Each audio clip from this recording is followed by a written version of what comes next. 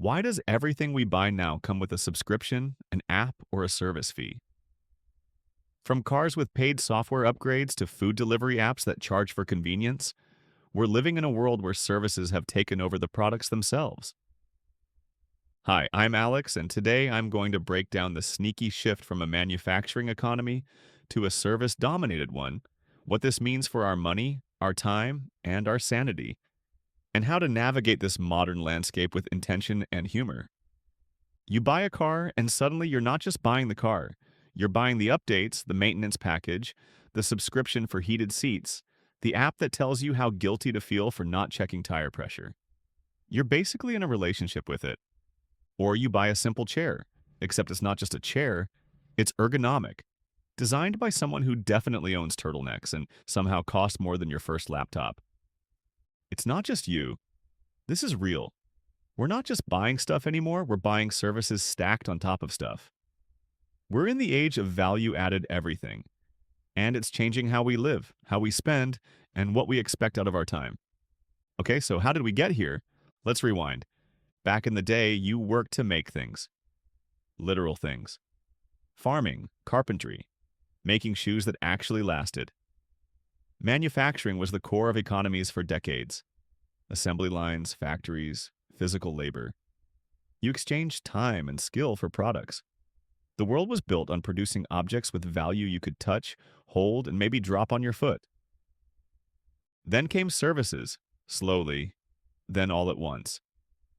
As societies got wealthier and tech got smarter, more people moved into jobs that weren't about making physical things, but rather doing things for others. Teaching, healthcare, banking, consulting, coding apps that help you count your steps and remind you to drink water. This shift isn't new. Economists have been tracking it for decades. The World Bank, for example, shows that services now make up over 65% of the global economy. In wealthier countries, it's more like 70 to 80%. And it's not just that we work in services, we consume them constantly, even when we think we're buying products. Today, we don't just want a product, we want a solution, a lifestyle, something that fits seamlessly into our perfectly chaotic lives and maybe sends us a notification every now and then saying, "Hey, you're doing great." Let's take food delivery apps. You're not just paying for dinner, you're paying for someone to make it, package it, bring it to you, navigate traffic for you, and somehow resist the smell until your doorstep. Then there's the app fee, maybe a subscription, a tip. Before you know it, that $9 bowl of noodles costs $18 and a small piece of your soul. But it feels normal. Why? Here's where it gets interesting. In their book, The Experience Economy, Pine and Gilmore explain how businesses increasingly sell not just goods or services, but experiences. It's no longer enough to have a product. You have to create an emotional journey. That's why buying a chair now feels like joining a wellness cult. There's another term for this. It's called servitization, a very corporate-sounding word, but a real concept. Deloitte has whole reports on it. Companies transforming from product-based to service-based models because subscription revenue is recurring, predictable, and scalable. Way better than one-and-done sales. Economically, it makes sense. Businesses love it. You don't just sell a printer, you sell cartridges, maintenance, tech support. You don't just sell a bike, you sell monthly tuning, GPS tracking, even insurance. But what about us, the users, the people? We end up in a strange paradox. On the one hand, everything is smoother, easier, delivered faster than our grandparents would believe. But on the other hand, it's never done. You're never just finished paying. There's always another layer, another tier, another add-on. It's like we've turned the one-time purchase into an ongoing relationship. And like all relationships, sometimes it's codependent. And this affects our time too. When everything's a service, we're constantly interacting, managing subscriptions, updating apps, clicking accept on 14 terms and conditions before we can even turn on the blender. David Graeber in Bullshit Jobs talks about how much of modern work feels disconnected from any tangible output. The same goes for modern consumption. It's abstract. We don't buy things, we buy systems. And managing those systems becomes a part-time job.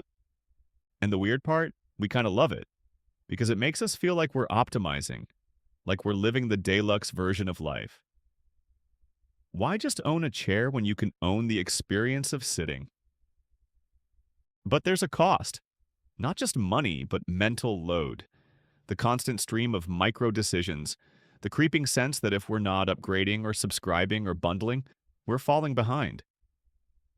Johan Hari, in Stolen Focus, points out that our attention is under siege by devices, notifications, and yes, endless subscriptions. When everything becomes a service, everything becomes another demand on your attention. So, how do we deal with it? Here's a little mental framework I like to call the 3 layers of stuff. Layer 1, the thing. Is it useful? Durable? Would you still want it if it came with 0 services? Layer 2, the support. What are the services bundled in? Do they solve real problems, or are they just there to make you feel FOMO? Layer 3, the loop. Is this thing designed to end, or to keep you hooked forever?